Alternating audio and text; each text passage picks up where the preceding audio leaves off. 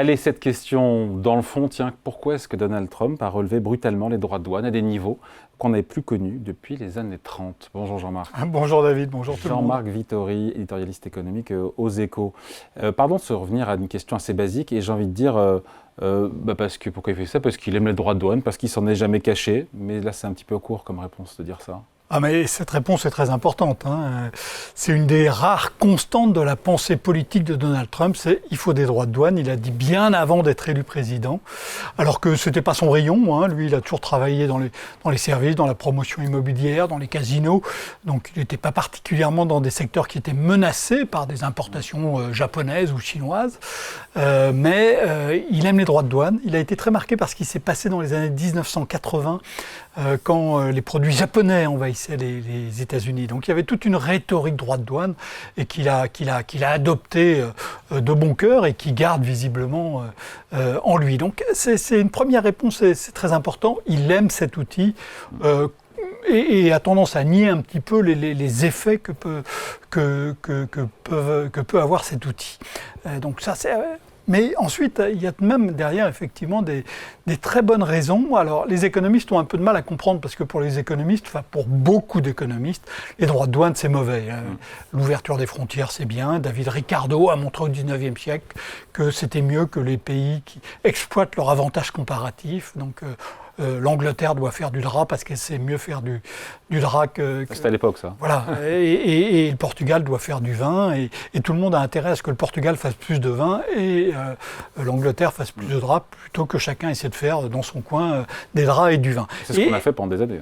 C'est ce qu'on a fait pendant des décennies. Non, avec des hauts et des bas. Mais on a eu une première mondialisation à la fin du XIXe siècle, mais vraiment fondée sur ces principes, avec une Angleterre, un Royaume-Uni qui dominait. Et puis c'est ce qu'on a fait à nouveau depuis la fin de la Seconde Guerre mondiale, avec une domination cette fois-ci américaine, avec l'idée il faut ouvrir le monde autant que faire se peut. Et donc les économistes, ils ont du mal à comprendre qu'on veuille fermer les frontières, et ils ont tendance à voir que les aspects négatifs. Et ils ont raison de voir les aspects négatifs parce qu'il y en a beaucoup.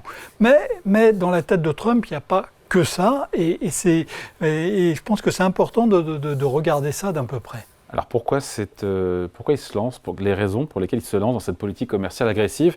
Déjà pour la négociation, parce qu'il aime faire des deals, c'est toujours ça. Alors, c'est son grand livre, c'est The Art of Dealmaker, l'art du deal, l'art de faire des négociations, donc ça il sait très bien faire.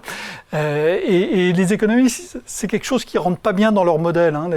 Dans les courbes d'offres et de demande, vous mettez une négociation, ça rentre pas bien. Ils n'ont pas bien l'habitude d'aborder aussi les questions de pouvoir, les questions de puissance, les économistes. Donc ça les déroute, mais pourtant c'est un rôle absolument fondamental, et on le voit bien dans ce qu'il a commencé à dire, ce qu'il a dit tout récemment. Il a dit, bon, les Européens, ok, vous nous proposez zéro droit de douane, c'est pas mal, mais ça ne suffit pas. Moi, je voudrais que vous preniez un engagement à acheter 300 milliards de dollars de gaz, éventuellement de pétrole. Et donc, on voit bien spontanément, il s'engage dans un processus de négociation. Et dans ce processus de négociation, il arrache des choses. La simple menace de taxer le Mexique et le Canada sur certains produits, ça fait que le Mexique et le Canada ont dit « Ok, on va mettre beaucoup plus de personnes aux frontières pour éviter qu'il y ait des immigrés qui rentrent dans votre pays. » Donc il a arraché ça. Rien à voir avec le business, pardon. Non, mais c'est des contreparties politiques. Mais il faut voir que Donald Trump est très attaché aux victoires symboliques. Pas à ce qui change vraiment, mais à ce qu'il peut dire qui a changé. Et le miroir de Trump, là où il se regarde, c'est à Fox News, dans la chaîne d'information. Il ne regarde que Fox News. Qui est très à droite. Il ne regarde que Fox News, et il regarde ça plusieurs heures par jour. Et donc là, il voit Fox News qui dit, voilà, le Mexique et le Canada ont accepté de mettre beaucoup plus de personnes aux frontières. L'Europe propose, après l'annonce des droits de douane, l'Europe propose d'abandonner tous ces droits de douane sur les produits américains. Donc tout ça, c'est des victoires symboliques, mais des victoires qu'il engrange. Et donc, avec simplement la menace de faire des droits de douane, il obtient des choses que l'Amérique n'aurait pas eu sans ça. Et donc ça, c'est important. Et pour d'autres gens qui sont qui sont dans son entourage, notamment Stephen Miran, Le fameux. le fameux, Le théoricien. celui qui est pressenti pour devenir le président du comité des conseillers économiques du président. Et pour Stephen Miran, lui, il pense autre chose. Il est très attaché au droit de douane parce qu'il dit que ça va permettre aux Américains d'arracher d'autres prises qui sont encore plus importantes, notamment le fait que les banques centrales étrangères, en particulier la BCE, la Banque d'Angleterre, la Banque du Japon, financent délibérément la dette publique américaine, échangent leurs titres de dette à 5 ou 10 ans à 3, 4, 5% contre des taux à 100 ans qui ne rapportent rien. Mais les taux américains? Oui. Échangent leurs obligations. La proposition de Stephen Miran, c'est on va menacer le reste du monde de droits de douane et on relâchera la pression s'ils acceptent d'échanger leur stock de dette américaine, d'obligations du Trésor américain. La BCE a dans ses comptes de la dette américaine? Ah ben bien sûr. Et donc de l'échanger contre de la même dette américaine. De maturité plus longue. De maturité plus longue et à taux d'intérêt zéro. Ah. À taux d'intérêt zéro. Ça, c'est pour alléger le déficit budgétaire. C'est pour financer le déficit budgétaire américain. Et aussi... c'est la deuxième raison. Deuxième raison de cette droit de douane. Attendez, sur ce point-là, oui. Stephen Miran, il veut obtenir d'un côté un financement quasiment gratuit du déficit budgétaire américain par les institutions financières publiques et privées étrangères, et de l'autre une baisse du dollar pour que l'Amérique puisse vendre plus facilement à l'étranger. Donc cette idée de la négociation, elle est très importante dans les motivations de Donald Trump et de son entourage. Pas sûr que la BCE... petit doigt sur BCE, la couture du pantalon. Voilà, et puis la BNP, la Société Générale, qui ont aussi des réserves. Voilà, on imagine mal, mais c'est ce qui est dans la tête d'un personnage très important qui est à côté de Donald Trump. Dans les raisons qui poussent Donald Trump à mener cette guerre commerciale, il y a cette raison budgétaire aussi, il nous dit 600-700 milliards de dollars par an. C'est vrai, ça? C'est vrai. Qui les paye, ces droits de douane? Alors, parce qu'on dit que c'est consommateur, on dit que c'est l'importateur, enfin le droit de douane, alors Trump dit on va faire payer les pays. C'est pas vrai. Les droits de douane, ils sont payés par le pays qui importe. Alors ensuite, ce droit de douane, il peut être réparti entre différents acteurs. D'abord, il peut y avoir les distributeurs qui disent sur ce produit-là, je faisais 20% de marge, je vais faire 15% pour pouvoir continuer à le vendre, j'ai intérêt à le faire. Ensuite, la deuxième cible, c'est évidemment le consommateur qui va payer plus cher. Le consommateur américain va payer plus cher son iPhone. La question, c'est de savoir de combien. Est-ce que ça va être 10, 20, 50%? Mais le consommateur américain va payer plus cher les produits qui sont importés. Et puis, le troisième acteur qui peut aussi... Donc c'est faux de dire que ce sont les producteurs étrangers qui vont payer ces droits de douane. C'est faux quand il dit ça. Alors, le troisième acteur, ça peut être le producteur étranger qui décide, lui, de baisser sa marge pour pouvoir continuer de vendre aux États-Unis. Ah, ok. Et donc, il y a un partage en trois qui peut se faire. Il y avait une étude très intéressante qui a été faite quand Barack Obama, donc un président démocrate, avait relevé les droits de douane sur les pneus chinois. Ouais. Il avait relevé les droits de douane de 35% sur les pneus chinois. Donc, voilà, c'était de la concurrence déloyale, et donc c'était tout à fait normal de faire ça. Et on regarde donc les prix des pneus aux États-Unis, des pneus chinois, ils ont augmenté de 25%. Donc ça veut dire que les distributeurs et le producteur chinois ont accepté de baisser un peu leur prix pour garder des parts de marché. Mais les pneus ont tout de même augmenté de 26%. Et 35%, c'est exactement ce que Donald Trump a annoncé cette fois-ci comme hausse sur les produits américains. Donc si vous faites... Chinois, c'est sur les produits chinois. Donc si vous dites que ça va être à peu près pareil que sur les pneus, ça veut dire que les produits, le consommateur va même payer 25, américain va même payer 25. On a reproduit des pneus sur le sol américain? On a sauvé 1000 emplois. Bah oui. On a sauvé 1000 emplois, mais quand on compte le coût par emploi sauvé, c'est $1 million par an pour chaque emploi sauver ou créer. Donc, est-ce que, voilà, ça coûte même très très cher. Et sur ce 1 million de dollars, l'ouvrier, c'est pas le 1 million de dollars pour l'ouvrier. Hein. L'ouvrier, c'est 150 000 dollars. Sinon, vraiment, on change de métier. Et donc, 850 000 dollars, c'est pour, il y en a une partie pour l'État américain, et il y en a une partie pour d'autres acteurs, y compris les producteurs américains de pneus qui en ont profité pour relever leur prix à ce moment-là.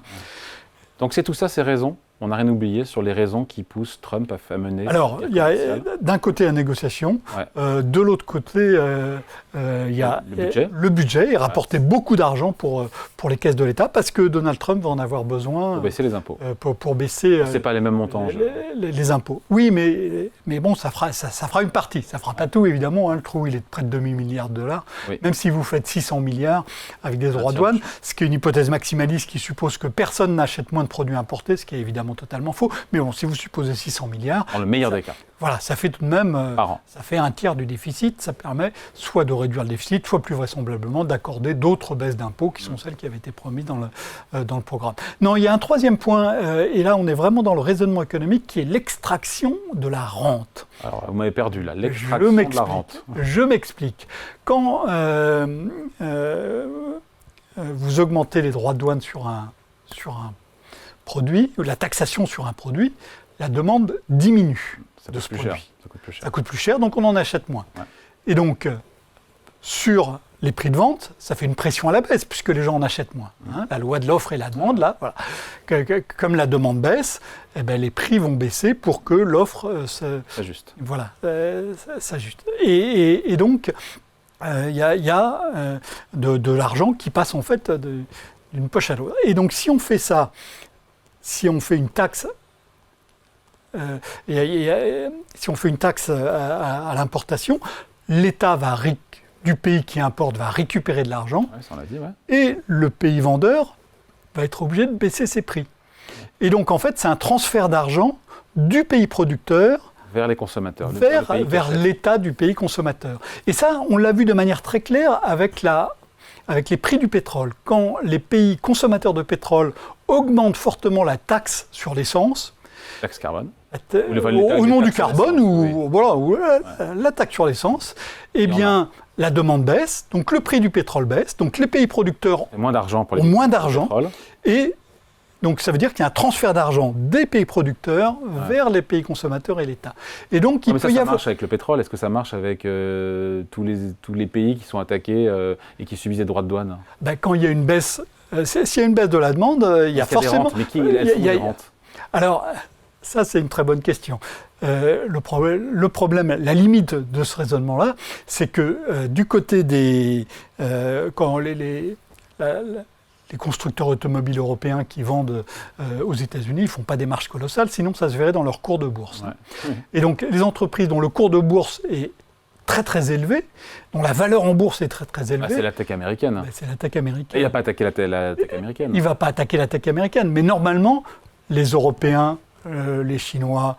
dans l'autre sens, pourraient être... Dans l'autre sens, normalement... Là où il y a de la rente à extraire, là où ça vaut le coup de faire des droits de douane ou de la taxation, c'est sur les produits numériques américains. Et là, on n'y est pas. Mais là, c'est... Voilà. Il peut y avoir une vraie logique à tenter d'extraire la rente. Mais la rente, actuellement, chez les producteurs, elle est surtout chez les producteurs américains. Ouais. Et donc ça, on peut se dire que Donald Trump ne le sait pas, ou qu'il peut se dire... je ne suis pas sûr que les Européens seront capables de se passer d'iPhone, de Google, d'Amazon, ou qui sauront le taxer correctement. Quelle est, cette question? Elle est basique. C'est quoi la boussole de Trump aujourd'hui? Pendant longtemps, j'ai cru que c'était, lors de son premier mandat, c'était la bourse. Il se vantait, il regardait la bourse, record sur record. Aujourd'hui, c'est quoi? Ces équipes disent mainstream. On s'en fout de Wall Street. Nous, ce qui nous intéresse, c'est mainstream. Les taux d'intérêt baissent, le pétrole baisse. C'est bon pour l'Américain moyen, entre guillemets. Alors, ce qui est amusant, c'est quand Donald Trump dit ce qui compte pour moi, c'est le long terme, ce qui se passe à court terme, ça n'a aucune importance. Quand on connaît l'impatience du personnage, c'est même assez curieux. Donc, bon, c'est pas ça. C'est pas le bien-être des Américains, sinon il agirait pas comme il agit. C'est pas le PIB, on le voit bien, on parle maintenant de récession aux États-Unis. Ce n'est effectivement pas Wall Street, on aurait pu se dire que c'était Wall Street, et effectivement, pendant son premier mandat, il s'était vanté de la flambée des cours. Et là, mais on voit bien, il a dit tout à fait clairement que ce n'était pas son objectif. Donc il y a au moins 2 autres objectifs qu'il peut avoir en tête, ou 3. Le premier, c'est l'avenir de l'Empire Trump. Donc des considérations personnelles. Et on voit bien que dans plein de décisions politiques qui sont prises aux États-Unis, il y a des décisions qui arrangent un certain nombre d'acteurs économiques. Et donc il peut y avoir ça. Quand vous parlez de Gaza comme d'une Riviera et que vous avez longtemps dirigé une entreprise qui fabrique des hôtels, vous pouvez vous dire qu'il y a une vraie logique. Des hôtels et des casinos, il y a une vraie logique. D'ailleurs, il y a une vidéo qui a beaucoup circulé sur les réseaux sociaux que Donald Trump a récupérée en disant « ouais, c'est ça que je veux », qui était une vidéo parodique a priori, qui montrait Trump et Netanyahou sur une plage sur la bande de Gaza avec des gros immeubles, des Trump Towers derrière. Donc, est-ce qu'il n'y a pas aussi cette idée de favoriser l'Empire Trump? Et donc, ça, c'est le cas pour Gaza, ça peut expliquer ce qu'il fait en Ukraine, ça peut expliquer la vision du Groenland. Voilà, il peut y avoir cette dimension-là. Il y a une autre dimension qui est, alors ce que son secrétaire d'État, Marco Rubio, aurait dit à un officiel européen. Il a dit ce qu'il veut, c'est avoir le plus de kilomètres carrés. D'où le Groenland. Voilà, donc il veut accroître la superficie des États-Unis, parce que les États-Unis, c'est un peu petit à côté de la Russie, et d'où le Groenland, où il y a effectivement beaucoup de kilomètres carrés, même s'il n'y a personne dessus. Et puis le dernier point, j'en ai parlé au tout début, le dernier point, c'est son miroir. Chaque jour, Donald Trump se regarde de son miroir et dit « Est-ce que je suis toujours le meilleur, le plus beau, le plus grand, le plus fort ?» Et chaque jour, Fox News, effectivement, lui dit « Oui, vous êtes toujours le plus grand, le plus fort, le plus beau. » Et peut-être qu'un jour, Fox News va commencer à se rendre compte qu'il y a un certain nombre d'Américains qui sont dans des situations compliquées, qu'il y a des gens qui perdent leur emploi, qu'il y a des gens qui ont du mal à boucler les fins de mois, que les rues se remplissent de gens de homeless, de sans domicile. Et donc là, ça peut changer un peu les choses, mais on en est encore très loin. Allez, merci beaucoup. Explication point de vue signé Jean-Marc Vittori, éditorialiste aux Échos. Merci Jean-Marc. Merci à vous.